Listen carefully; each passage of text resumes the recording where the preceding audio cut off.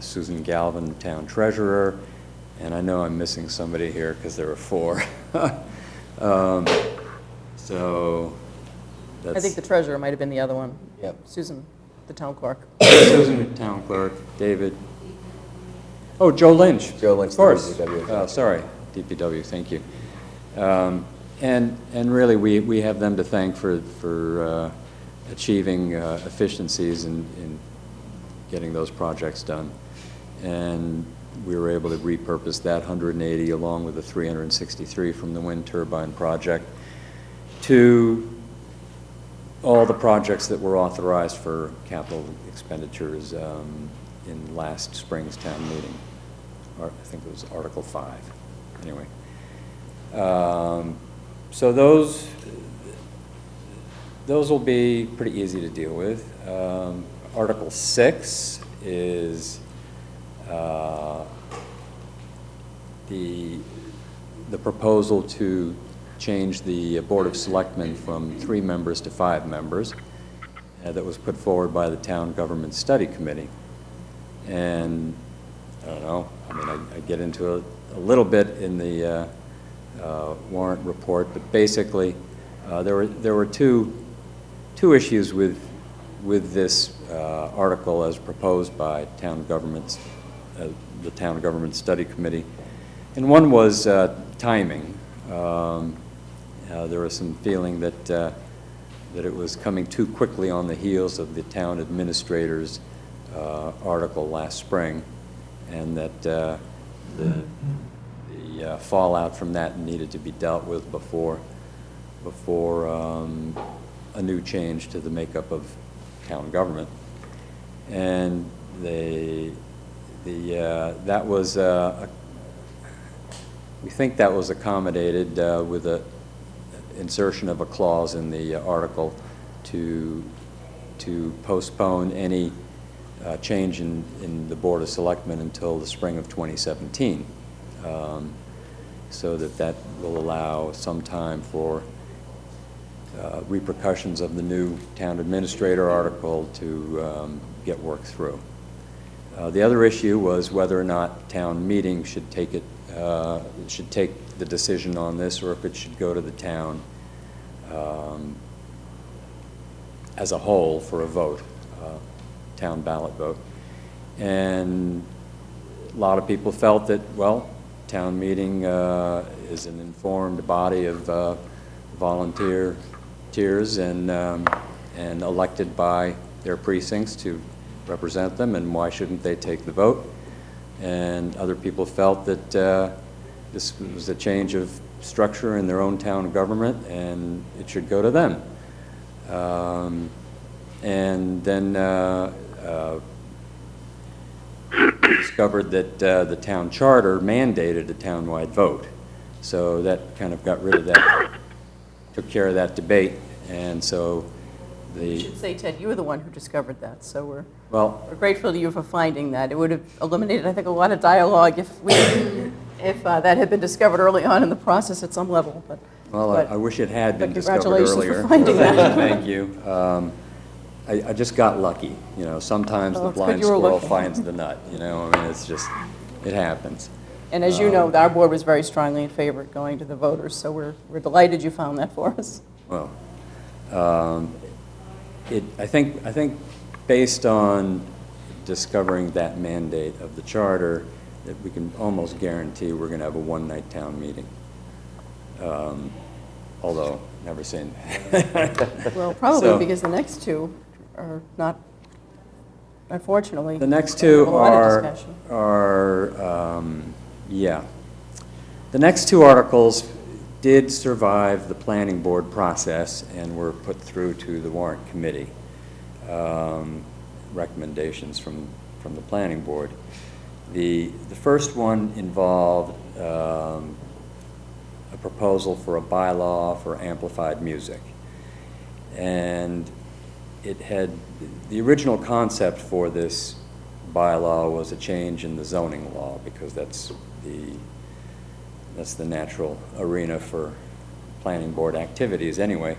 And also it was inspired perhaps a little bit by the town's master plan, which does call for a bylaw for noise and a bylaw for light as goals that the town should strive for. Anyway, so the original concept for this was to have a change in the zoning bylaw, an amendment to the zoning bylaw, and then the planning board thought about the enforcement of such a bylaw, and realized that most infractions would occur after the building inspector was long gone for the day, and so that perhaps it ought to be a police matter, and so it was proposed that it be added to the police regulations.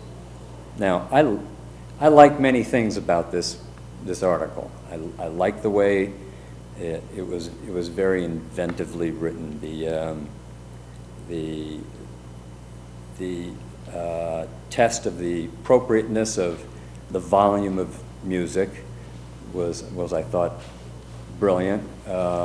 It's basically if you have neighbors standing on the lot line next to the music and they can't hear each other talk, you have a problem.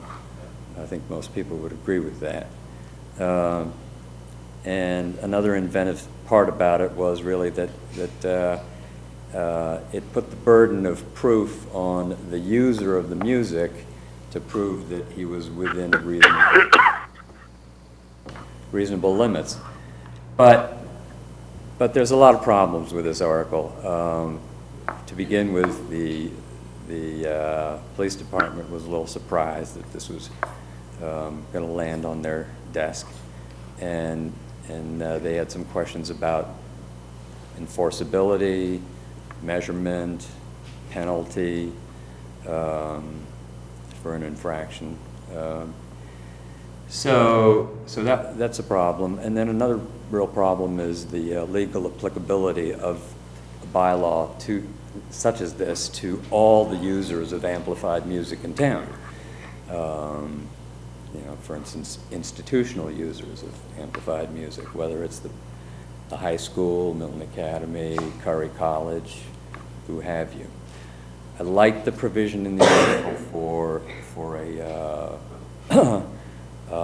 a limited permit or limited license, I guess issued by the strong town administrator. But there are too many questions left on this to try to advance it to town meeting in the opinion of the warrant committee, so we felt that it would be best to recommend that some of these issues get hashed out and hope that the planning board will accept its return. So that may not take very long, although I'm sure people will want to talk about issues of noise. Article 8 is an article for, well, it's called non-conforming dimensions. And there is some debate in the planning and zoning community as to whether this proposed article is filling an actual need, or if the bylaws as written are there to fill it. So that's one issue with this article. But the main issue, which kind of knocks it up, we might have been able to work through that in the time between the printing of the warrant and town meeting. But the main issue with this article is that if it's necessary, it's a good idea. It will confer protections and benefits to homeowners in Milton that, that they should have to afford them the flexibility of upgrading their house, their dwellings, making extensions and alterations within reasonable limits, and being able to get a building permit through a special permit process if they're in this narrow range of well, it might not be so narrow, because there are an awful lot of people who live in lots that are less than 7,500 square feet, which automatically makes them pre-existing non-conforming in the parlance. So there may be a lot of people who could avail themselves of this. Anyway, it allows people to get a building permit through a special permitting process set up by the article, or perhaps Section 4 as it stands in the zoning bylaw, instead of going to the Board of Appeals for a variance, which is a harder thing to do.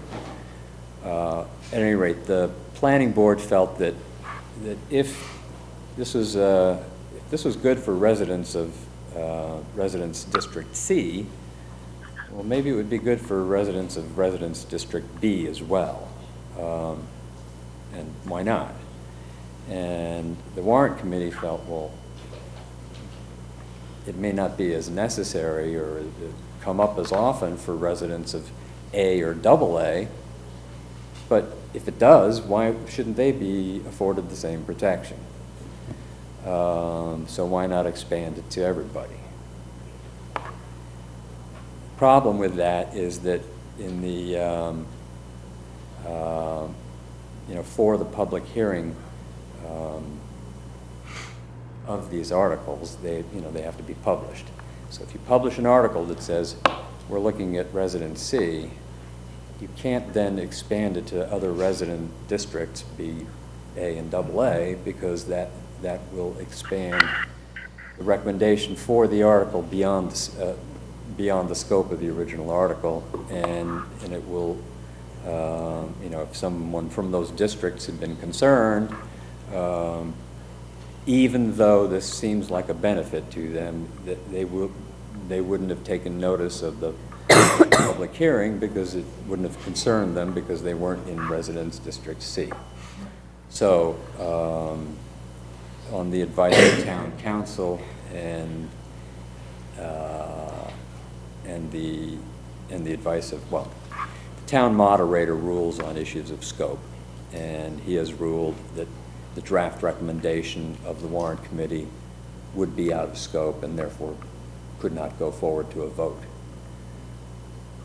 So we thought, okay, it's really not worth sending forward this very narrow article that would address maybe a sizable portion of the population, but not the entire population that might benefit. It wasn't worth putting forth an article that we knew should rightfully be amended itself later.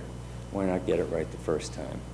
And at the same time, we can find out if it's covered in some way by the bylaw that already exists and isn't necessary. So we were able to vote that change just in time to send that to the printer. And I'm sure this article might generate a lot of discussion on town meeting floor, but at the moment we're suggesting that it generate discussion later on at some other town meeting. So, well, there you have it. I want to thank you, Ted, and all the members of the warrant committee for the exceptional effort that you've put into this special town meeting warrant. I think a lot of good thought and work has been put in among many other people, including other boards and committees. So, especially the planning board. I know they looked at a lot of different articles, as we talked about when Emily was here last meeting, and I think their process, even though they took on a lot, it was good that they took on this process of having these forums and getting some more public input into the process early. And I think they learned some things from it, and they made a really good effort. And unfortunately, there aren't more articles going forward of a zoning nature, but they got a good start. So they'll be back, and we have plenty more opportunities down the road to consider them. As I mentioned in the report that'll come out eventually, we're not disappointed in the long run. In a way, when we saw 10 of them coming down the pike at us, we thought, oh my gosh, we're never going to get this thing out the door, and it'll be 200 pages long. Well, that didn't happen, but we've had our eye on the process this entire summer, and we are grateful that the planning board is really tackling these issues. And I think they ran out of time, not because they didn't start soon enough, but because these things take time. They will take a year and a half, whatever, and they just ran out of time for peer review and a much. I think these articles will require a much deeper and perhaps 2 rounds of public hearings to get them right, and I think that might need to be built into the schedule at some point. But we're not disappointed. They made a great start and laid a great foundation for a lot of important amendments to come down the road. Yeah, we had discussions with Emily too on this in one of our meetings, and the same praise for taking this new initiative on. I think it was a great process, but you're right, she just kind of ran out of time. And I think she has some ideas for next year in terms of how to get it. Because I think we asked the same thing. Is it just the summer and an October town meeting, just not enough time to really get the articles there? And she thought she could, but it just has to be planned differently. Yeah, they're complicated articles too, so Yeah, you're yeah. probably right, Ted. They will need a couple of public hearings as they revise them and have another public hearing. They're important topics, so I think it was good that they started the effort. And I'm not sure how this works, but I would think that There was only one comment that I did have, and that's on the home rule petition for the changing the Chapter 272 of the Act in 1989.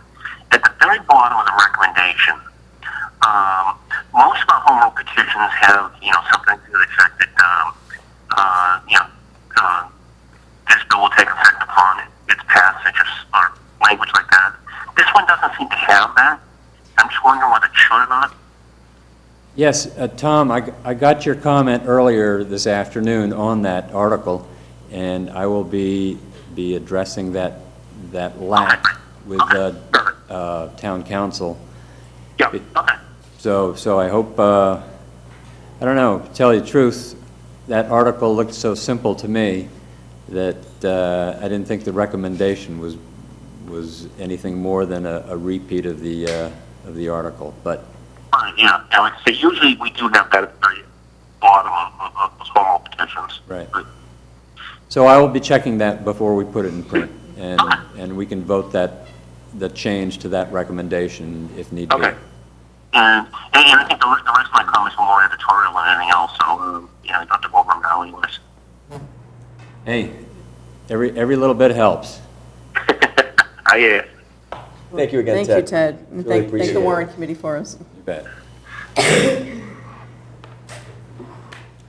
Okay, item 8 on the agenda is a conference with Bill Clark, our planning director, and Howard Stein Hudson, representatives, to discuss the East Milton Deck project with some proposed changes in the layout of the deck to increase green space and lessen noise from traffic. Good evening. Good evening. Good evening, Bill. Hi, Bill. On September 9th, we had the 25%, I'm sorry, with me is Bridget Myers from Howard Stein Hudson. Bridget. Hi, Bridget. Bridget is the project manager for the East Milton project. In June of 2011, Howard Stein Hudson completed the East Milton Square parking and access study. One of the locally preferred alternatives was the hybrid plan that we originally had. That was the plan that we brought forward to the September 9th 25% hearing that was run by Mass Department of Transportation. Since that night, we took back a lot of the, Howard Stein Hudson has taken them back. We've had discussions with Mass Highway, Mass Department of Transportation, Federal Highway, and we have an idea that we would like to take and present to the selectmen and take and flip what we presented on the 9th. What we would do is take the green space from the south and take the green space and place it in the north. Take the parking from the north and put it in the south. The issues here become one of the green space would be viewed when you're on Adams Street going either east or west, when you're at that light, you're going to be looking at the park. So you see green space more than you would other times. It also takes and makes a contiguous pathway for the pedestrian straight through, whether it's bike or pedestrian. It does keep the slip ramp in place. It accentuates the police and fire memorials that are out there in the green space that is already here. It helps with the crosswalks a little bit better, that they line up on the corners.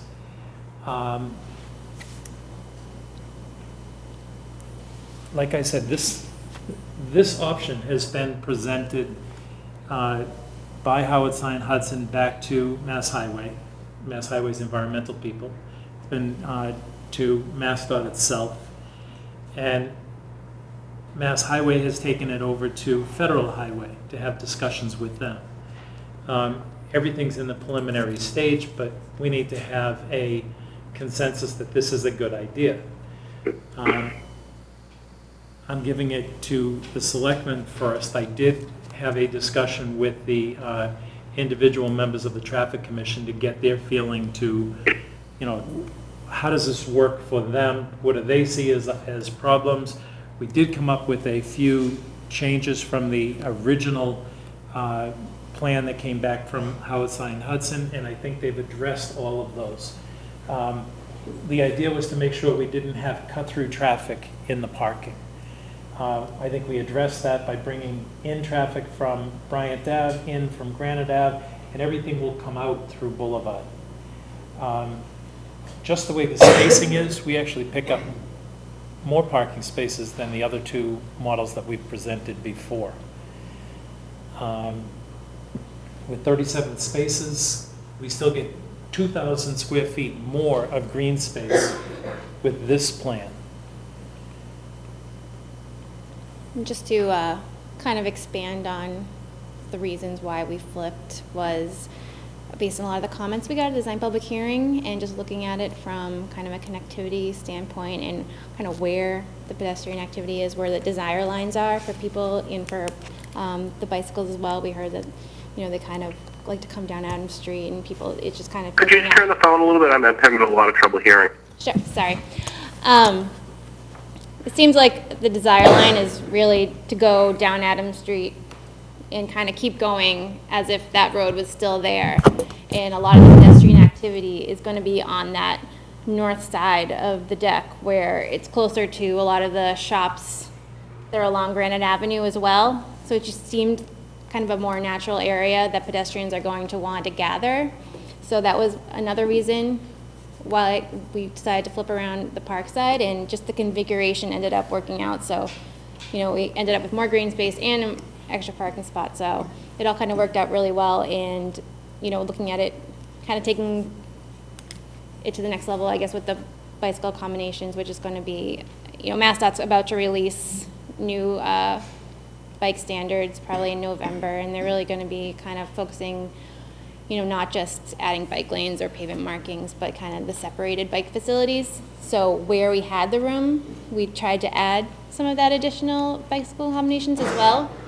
Up on Adams Street, as you're heading kind of southeast, there was, a section of Adams Street that was just striped on the pavement, and so we were able to bump out the sidewalk in that area, and we're going to be proposing to do an at sidewalk grade separated cycle track in that area. So we didn't change any of the traffic patterns, any of the lane configurations. That all stayed the same, but we were able to just take the space and just use it a little better based on all the feedback we heard from the design public hearing.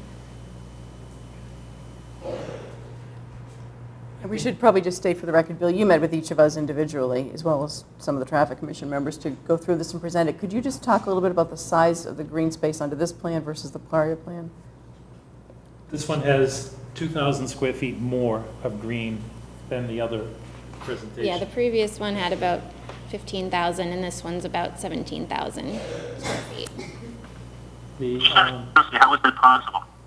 I was actually thinking about that, and one of the reasons is because before, where we had the parking lot on the north side, we also had some wider sidewalk areas because we were proposing the 12-foot multi-use path that would have gone along Bryant Ave on the same area as the sidewalk. So now that space, you know, we're going to have the multi-use path going directly through the park, so we didn't need to take up parking area for that. Interesting. I have one other question too. I'm glad to see we changed the plan we're looking at right here. I have my agenda notes. Just has the 2 entrance exits, but making that only entrances and having the exit go on the boulevard, I think is great in terms of a cut through. But is that exit to the west part of that parking lot or the east? It is to the west. It's closer to Bryant Avenue. Yeah, my concern there is just people taking a left-hand turn from Bryant onto Boulevard. Will that be a hazard with people trying to pull out of that space, pull out of the parking lot at the same time? Well, there's enough. It won't be signalized at that point. Right. There's enough separation between the exit of the parking lot and the lane on Bryant Avenue that if they're taking that turn, there should be enough distance for them to see a car coming out. Okay. And will there be a line of sight anyways across the parking lot to be able to see? Or? Sorry, I didn't catch that last one. Will there be a line of sight across the parking lot to be able to see traffic on Bryant Ave? Line of sight, yes. Yes. Yeah, there won't be anything obstructing the view. It's just a sidewalk. Mm-hmm. Okay. Bill, you had mentioned to me in our meeting that the south side, where the parking lot is now on this diagram, that is the noisiest side, which is probably much more beneficial for the parking, and the park being on the northern side, Yes. where it's not as noisy. Yes. I've actually heard from some of the people who have been working down on Granite Ave lately that at the end of 8 hours, their ears are tired. The amount of noise that comes in here that gets rocketed around inside the stone walls actually comes out and hits these businesses and homes right here. By doing this, that noise is picked up by the parking, not by the park. So it's a benefit to the park with less noise. You can actually have a conversation down here. I'm just that you thinking of can't events and here. families who spend time out there, that Right. it would be less noisy. And again, you put the cars in here, it's going to block it a little bit too. Bill, when we met, we talked about the exit going out onto Boulevard, but it wasn't on the plan at that point. Right. Just on the issue of cut-through traffic, I'm only wondering, and maybe this wouldn't be the case because you're so close anyway to the light on Bryant at that point, but if you were to come into the parking lot just to try to cut out onto Boulevard and beat the light there, did you give any thought to that as a potential cut-through? You know, coming off Bryant into the lot, right there, Coming that's right, here, and going just here. cutting out, it's one light, it's probably unlikely, but You've got it- Right. You're closer here than you are come in. yeah, that's you what I might would do have that thought. once, Initially, you're not I gonna think do you it were again. talking about putting the exit further into the middle of that row of parking spaces there. But now that it's up at the corner, that's the only thing that made me think of it when you said eliminate any possibility of cut-through traffic. But it is such a small area there that a driver's probably not saving any real time by doing that. Right, and it might make just the geometry of the parking lot a little more tricky as far as, at least this kind of gives an area for cars to queue up if there, is a line Yes. exiting. But, I mean, we can still look at it more. So, I think, we had discussed potentially having another, public meeting on this to get some more feedback from residents, which I think would be appropriate. Any more discussion on this? Well, what plans do we have for that? What's the recommendation? What are the next steps with the Yeah. MassDOT and the others? MassDOT's going to continue. Michael Trepanier from the environmental section, he was at the design public hearing as well, so he is going to continue to work on FHWA and kind of work on them to bring them on board. We really want their approval before we really progress the design, but we can still have, you know, a public meeting to discuss the flip, and also, you know, we talked about wanting to get the public involved when we get into the park design as well. So we would want to get all those things wrapped up before we advance the design. I thought we talked about to get some initial feedback. We- And obviously, people will see it on TV, and the design was up on the screen, so we can get some of that just through this meeting, but Right. Our ultimate goal here is to try to make this idea to be a de minimis change in what we have out here now. If it means we have to go back and meet with the different groups, we're going to do that. I'll be bringing it to the chamber the second week in October.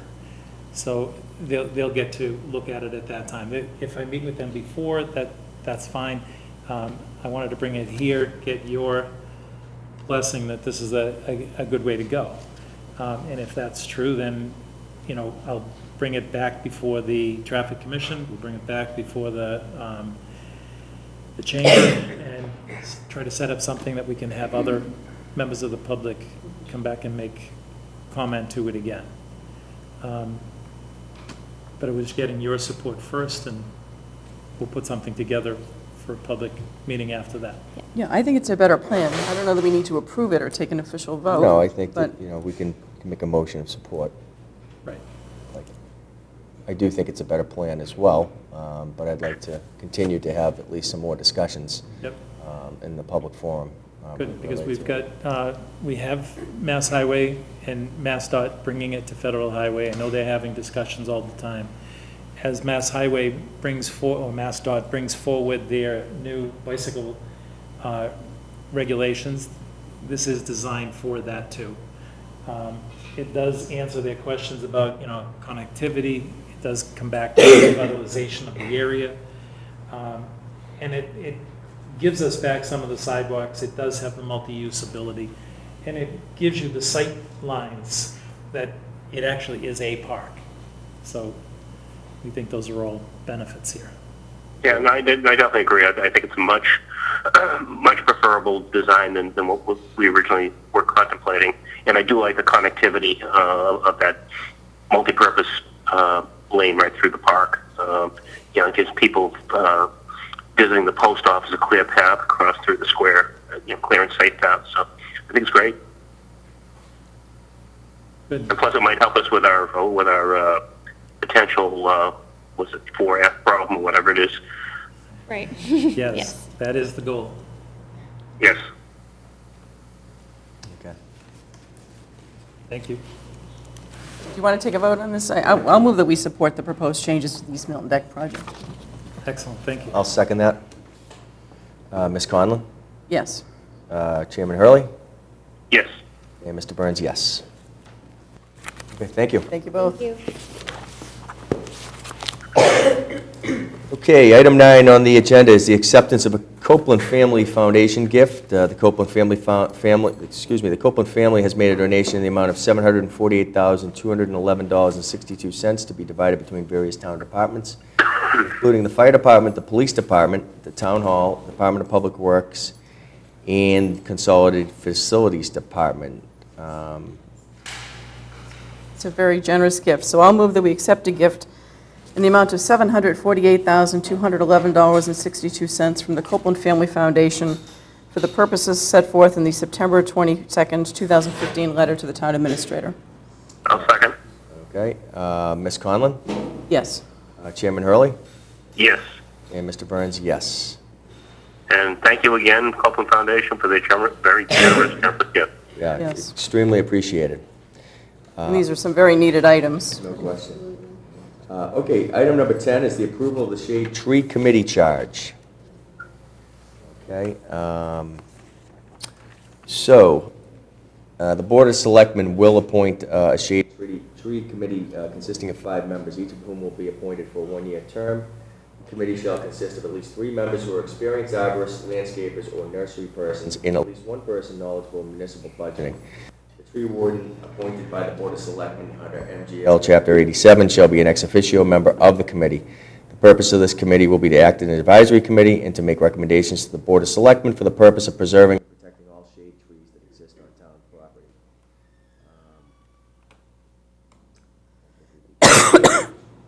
Make a motion on that. Okay, I'll move that we approve the charge for Shade Tree Advisory Committee as written. Second. Okay, Ms. Conlon? Yes. Chairman Hurley? Yes. And Mr. Burns, yes. And I want to say that if anyone is interested in serving on this committee, to please go online and download a form on the town website. And, at a future meeting, we will be making these appointments. I think this is a really needed committee to be put in place, and I think that it's going to clearly improve some of the landscape out in front of a lot of these houses and create some real continuity. Yeah, trees are important, and we should thank Mr. Cronin and Anne Marie Fagan, who worked together on this charge. No question. John proposed this and was very adamant in pursuing it with us, and it's a good thing to do. Trees are very important for a number of reasons. So Very thank you, Anne thankful. Marie. Yeah, thank you, Anne Marie, and thank you, Mr. Cronin. Item number 11 is the approval. The Kiwanis Club requests to host Granite Links Courtesy Day. As part of a lease agreement with the town, Quarry Hills has donated one day a year for a local nonprofit to hold a fundraiser at Granite Links. The organization that is awarded this opportunity is voted upon by the board, and once it is approved, it will apply to Quarry Hills to complete the process. The deadline for application is October 15th, and the Courtesy Day will be scheduled for a day in the fall of the following year.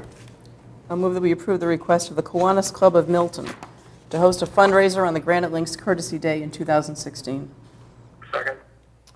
Ms. Conlon? Yes. Chairman Hurley? Yes. And Mr. Burns, yes.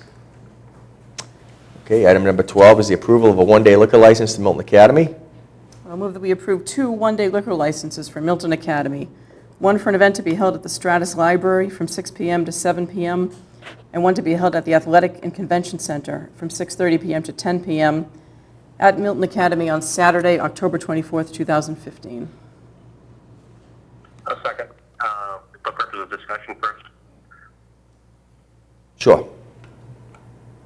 Yeah, and just it's not so much with this, but I know we just changed our rules with respect to the one liquor licenses in terms of the 60 days notice.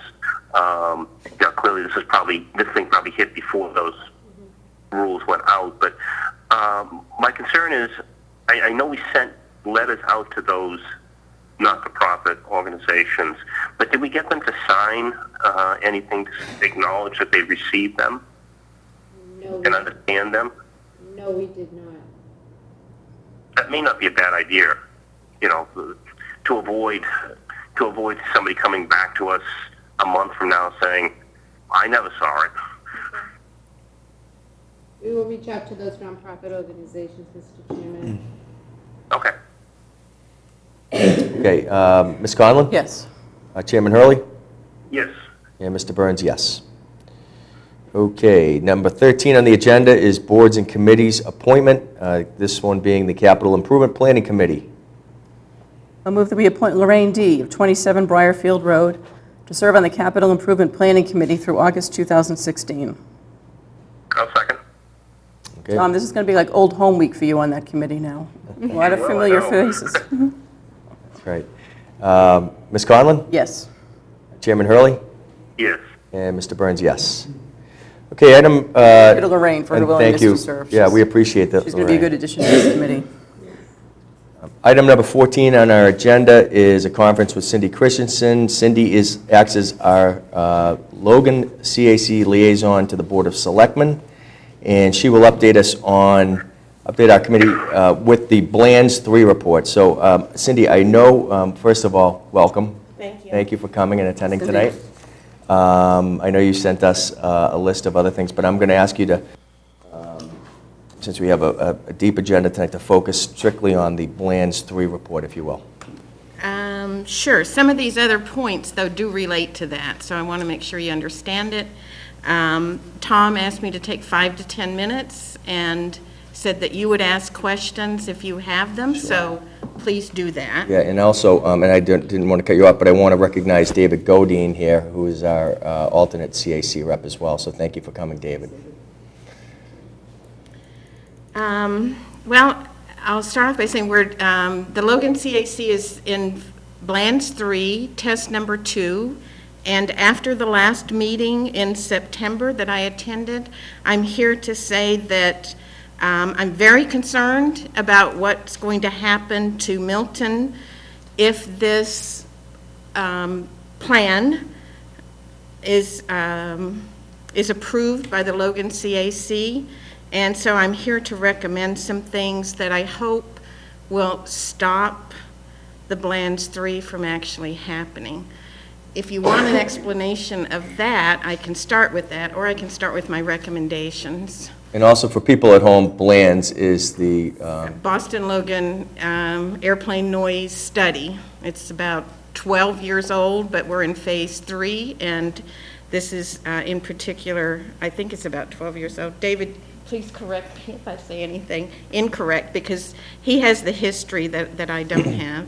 But I believe the Blands 3 was designed to allow and encourage overuse of runway 4 arrivals, and for Massport and the FAA to be able to say that they're overusing it under the recommendation of the Logan CAC. I believe that's the end product that they are hoping for. I have 3 recommendations.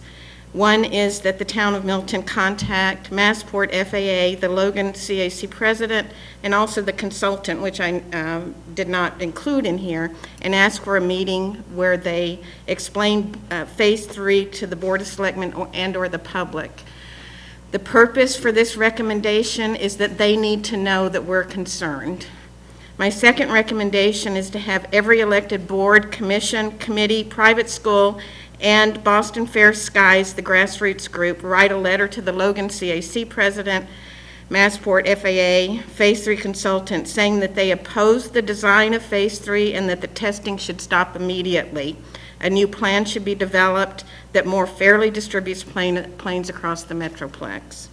I'd also like to ask each of those boards, commissions, committees to reach out to a neighboring town and ask that they support Milton in this effort.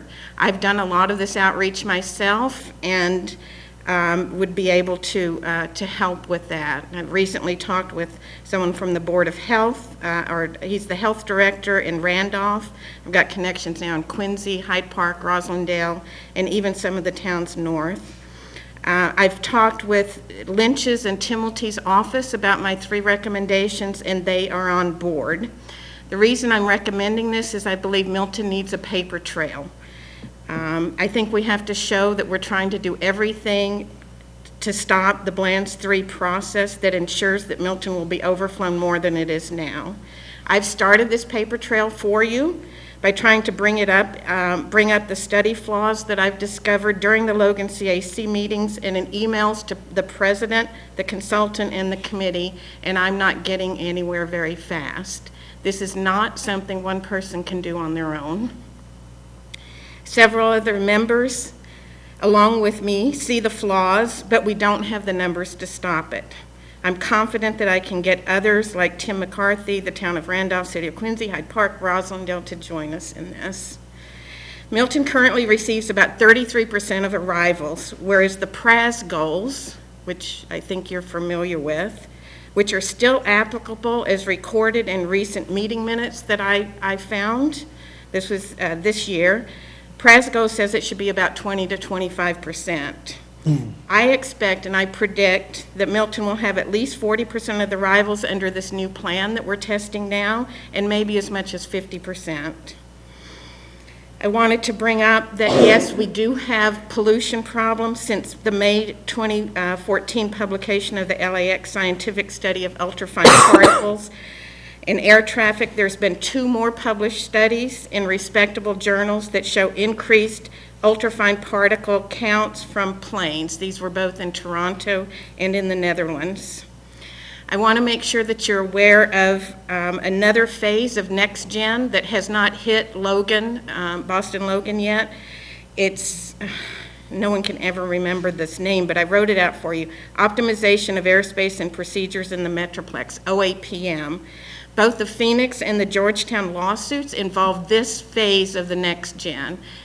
Logan is in queue for the OAPM to happen here. Basically what it is they've been working on the airspace at 3,000 feet and below, and we all know what's been happening there. The OAPM works on the airspace at 3,000 feet and above, and its major goal is to get as many planes to where they need to go as quickly as possible and to be able to increase that.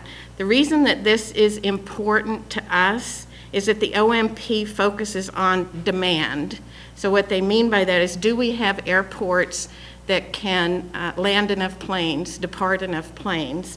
The reason that Logan is further behind in this process and not at current attention as Phoenix and the Georgetown area and several others are, is because that they can land 61 planes an hour using the 4s. So they're counting on that.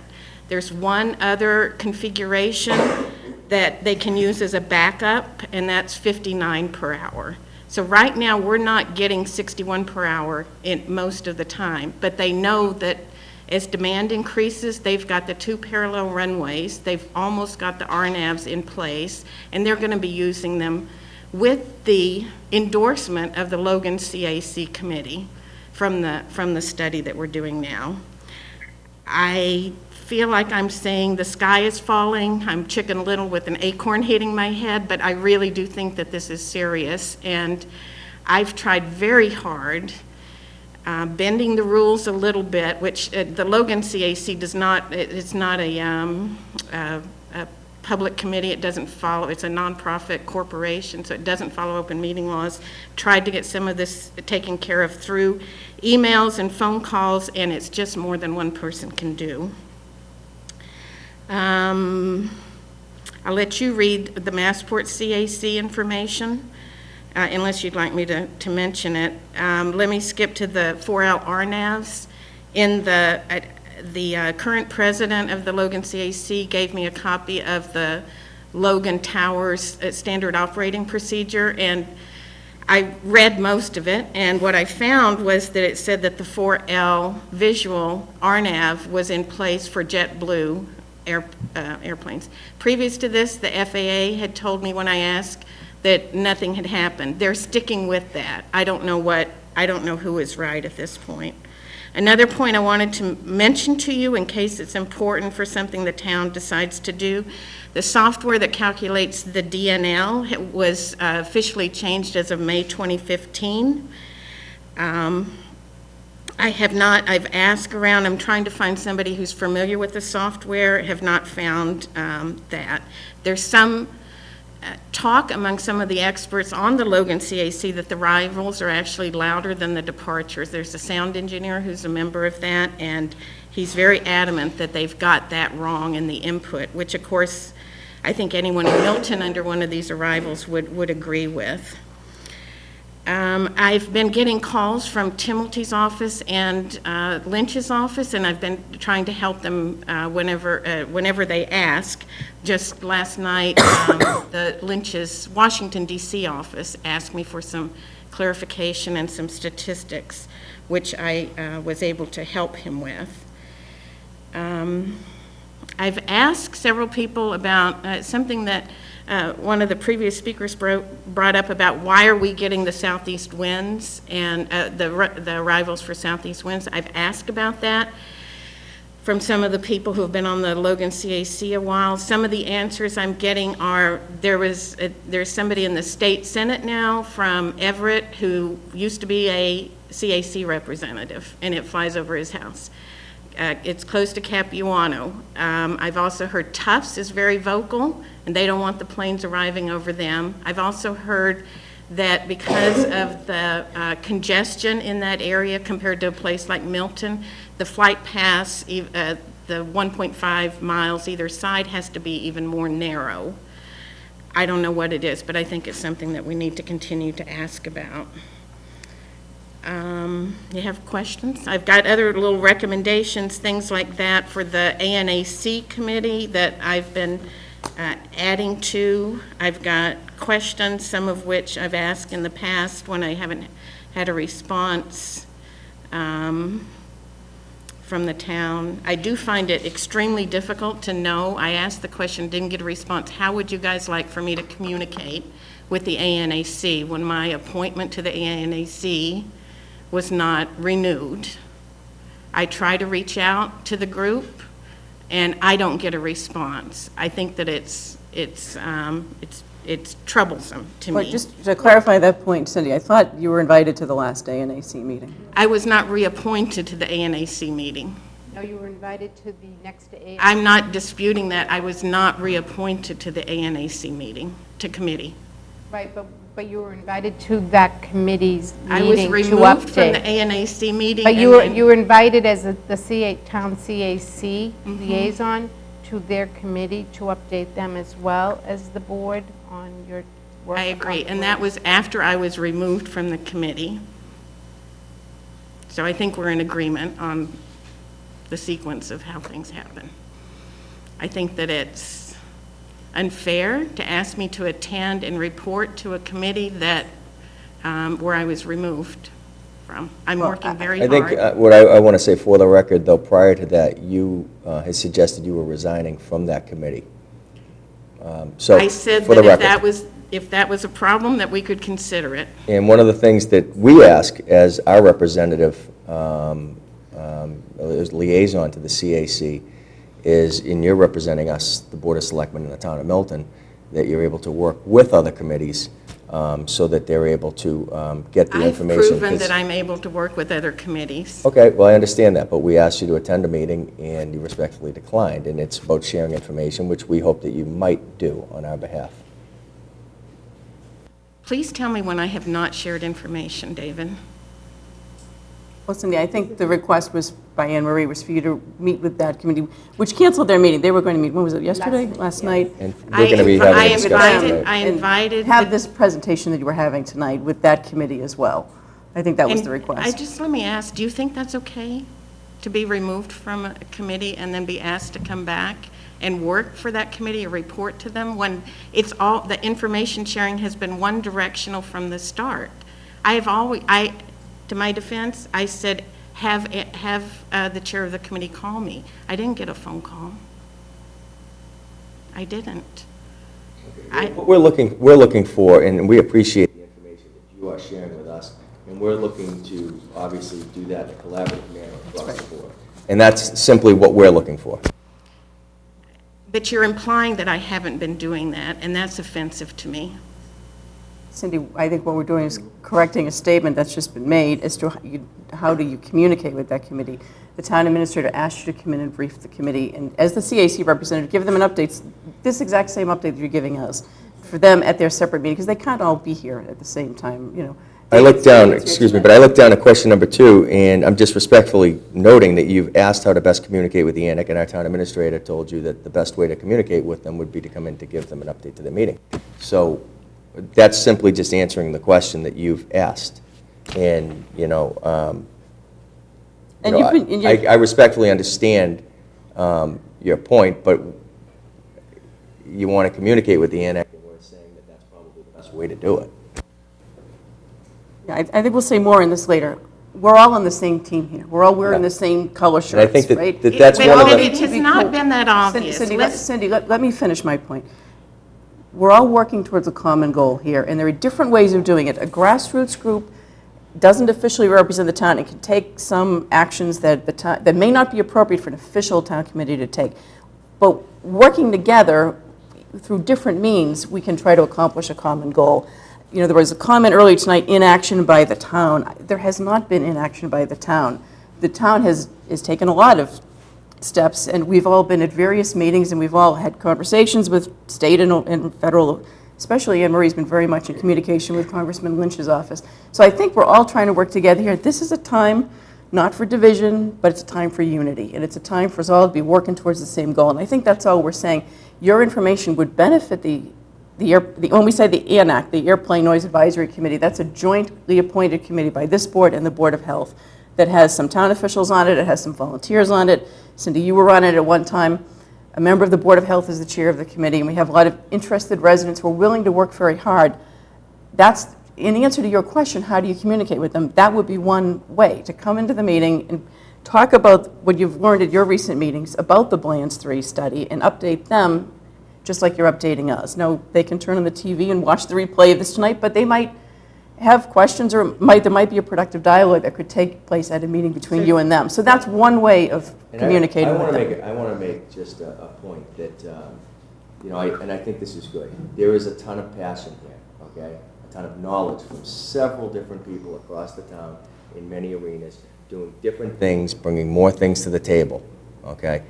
We are with you on this, but we want, okay, to find a way to bring everybody together, to share all of the commonalities, and to use everybody's strengths to enable us to fight as one Milton. And I think that that's our overall goal, and I couldn't be clearer. The planes go directly over my porch. I can't go outside and have dinner too. I share, I empathize with all of you, okay? I have little kids. Every single thing that you tell me and that I hear from residents, I agree and I stand with you, okay? I've been on this board now only for 5 months. I'm taking in a lot of information. I'm talking about me individually. I know that my colleagues stand right with me in fighting this fight, along with our town administrator. We want to work together with all of the residents and the boards and committees and our higher elected officials. Mr. Joe Henning mentioned earlier that this board needs to do more. This board is working, okay? I talk to Representative Timilty all the time, Lynch's office. We talk to them. Remember, we work with them and they work with the FAA and Massport as well. So it's a collaborative effort, and also we sat and attended a lunch with Representative Capuano, Congressman Capuano, and he told us to be very careful on how we approach this. He's on the National Transportation Committee. He told us to be very calculated about this stuff, and we're trying to follow what we know is best and try to work with people in groups to ensure that we're doing the best for all of Milton. That was well said, David, and I agree with that. It has to be a collaborative effort. We all have to be, my house is overflown by planes all the time as well, so all the comments that were made. I know that the planes are overflying you. All the comments that were made earlier tonight, we all agree with, because we're all experiencing the same thing. So we're very sympathetic to them, and I applaud all the people who came up to speak to us and share their experiences with us. We're experiencing that too, and the goal here is for us all to be working together. 2 points. The planes that fly over you compared to the planes that fly over people in Milton east of you, they get 5 times as many. And they've been coming to you for several years, you meaning the town. The second thing I want to say is words don't work anymore. Actions do. I've been hearing for 2 years now that we're all in agreement, we're all in agreement. And yet you're accusing me of being the one who's not sharing information. Cindy, we haven't accused you of anything. Can I finish, please? I tried to find out when the Massport meeting was. The Massport, it's a public meeting. I could not get that information from our town administrator or from our Massport CAC representative. That's how bad it is. And then you turn around and you make it seem like I'm the one not giving information? Cindy, I didn't hear any accusation to that effect. Not at all. So I think It does not work that way for me. All right, if the conversation here is not going to be productive, then I don't think we can accomplish anything at this point with the Okay, I'd meeting. like to end it myself. You've given us some good information. We appreciate the work that information you you're have doing, shared. Cindy. Thank you for your time and effort on this. I don't need your appreciation, I need your action. We all do. We all do. I answer the phone and people are upset and crying. I'm taking that load off of you. I don't need your thanks, I don't need your appreciation, I need your action. Okay, we hear from residents on this, the town administrator hears from them, we as elected officials hear from them, and on the issue of action, this board has taken actions in the past, okay? And we've done it working with residents such as Cindy, such as Phil, such as others who have, such as our Christian Buto, our former CAC representative, David Godine, who's been the alternate member of the CAC for a number of years. We just filed a very strong comment letter on the proposed 4L runway, and that was with the help of our town council, who's sitting in the back of the room, who spent an awful lot of time on that. So we're going to have a meeting, an executive session with her later on this evening. There's a lot that's going on. It's not always talked about at a public meeting, but there's a lot that's going on. There's a lot of effort that we're undertaking, and people need to keep that in mind. And not every post on a Facebook page and not everything that's told is necessarily representative of what the facts are as to what this board is doing. And I would ask people to keep that in mind. We're trying to work as a team here. We're all on the same team, and we need to keep that in mind. We need to be united. But thank you for your report, Cindy. David, did you have anything to add? Why don't you come up to the Come table? up, David, thank you. You can grab this one, yes. You've had the emails with them. I don't have a dog in this fight. I attend the ANC meetings. I do not want to be the I can't hear. Yeah, you're going to have to push the microphone up, David, thank you. You guys have a problem with this. You have a problem with the CAC. You have a major problem with the CAC. Are you aware of this problem? Yes. Yes. Okay, then I don't have to discuss it. Do I? I'll defer to you. You're the acting chair. Yeah, no, I mean, I think that it would be, you know, for the record, I think that you should probably, I'll just read the letter. This is a letter from Darrell, which I got today, and Anne Marie got it. I've been corresponding Darrell. Darrell is the president of the CAC. The CAC, I would be the first to admit, is a problematic body which has not done very much in the past to equitably distribute or come up with a plan to equitably distribute noise among the member communities for reasons I think we all understand, because they're representing a lot of communities. There's politics involved, there's technical data involved, they're listening. I mean, Cindy is awfully good with the technical stuff, but if you just looked at the number of emails one gets from Darrell, it's overwhelming. I mean, I get probably 3 a day, and I can't even read them. But for the record, you should listen to this. I just forwarded a dozen emails since December 2013 detailing my substantial efforts to try to help Milton. I understand that Cindy is no longer a member of the Milton Noise Advisory Committee. I understand her departure was not her initiative. I understand that Cindy's term as Logan CAC representative ends October 2015. I haven't checked that. I assume it's correct. This is a quote from Cindy. I will not stop trying to communicate with Rob. Rob is a consultant who basically is hired by the FAA to provide data and suggest solutions to the various communities. With Rob, until I get answers to my questions, end quote. Cindy refuses to stop behavior unacceptable from any representative in any organization. You recognize very well the problems, difficulties, and impossibilities of trying to work with her. I have never said that to Darrell. The current Boston Logan Airport Noise Abatement Study Phase 3 for a new runway use program and a noise abatement committee for monitoring with reporting to enforce compliance is the chance of a lifetime to get some relief, simply. More equitable distribution of noise impacts is the course for attainable, enforceable relief. We will not get there with Cindy. I won't be there with Cindy. Milton will not beat Massport and the FAA with Cindy. Milton will not be unified with Cindy. It's time for Milton to appoint a new Logan Airport CAC representative.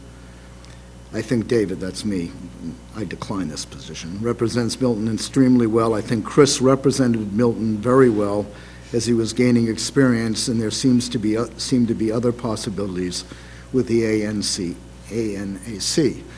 So what you have here really is the president of the CAC, if not putting Milton at risk, at least putting Milton on notice that he no longer wants to work with our rep. I'm not here to make recommendations. I'm not here to say one is fair and one isn't fair, to defend Cindy or not to defend Cindy or Darrell.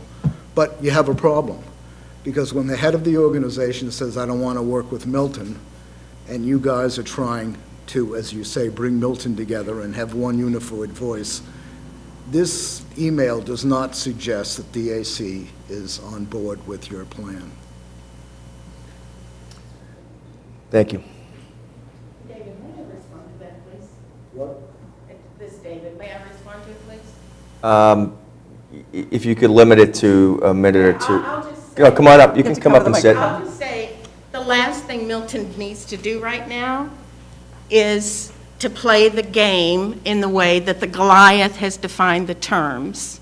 If we do that, then let's all move. It's not going to be pretty. I really can't believe I'm being thrown under the bus once again. You're very passionate about these issues. No, let's not use the word passionate. I care about people. I care about Milton. I'm trying to, I mean, really, if this is what Milton's going to do, then I would like to say publicly, anyone who's concerned about their lungs, their kids, the noise, their ability to sleep, it's time to get out of Milton. Okay. Cindy, we appreciate your passion for the issue. You've done an awful lot of hard work. As a board, we're going to have to think about some of our next steps here, but, you know, you have a lot of technical knowledge on this. We had to respond to your comments and questions to us, so unfortunately this conversation took a different turn, but we do appreciate all of your work, and I know that you put in an awful lot of time and effort, and we have to work together. We have to work as the CAC is a group. I don't recall what town Darrell represents, but he is a member of this. He's another community's designee to the CAC. So all of the CAC representatives get together and choose the president. So he's a member representing another town, as Cindy and David are representing our towns. Yeah, and I'd like to just make one final point, and it's a little analogy, and it's using sports, and I was very fortunate enough to play sports at a high level and play in a team. I think that, you know, a lot of people have a lot of abilities and passions on this and special interests, and I think that, you know, as we move forward, we can tap into those to make a stronger team. And I think that that should be our goal, to utilize everyone's talents on various issues to get what we want. And I think ultimately, you know, I have heard the people speak tonight. I understand. I think my colleagues understand. We want what you want. And so I'm going to leave it at that and end the discussion on this. But thank you all for having a frank discussion. It's been very helpful. Okay, I'm going to move to item number 15 on the agenda, and that's the Town Administrator's Report. Mr. Chairman, the only thing that I want to remind the Board of Selectmen and the residents of the town is the Sunday festivities for Celebrate Milton on October 4th, and hope everybody is able to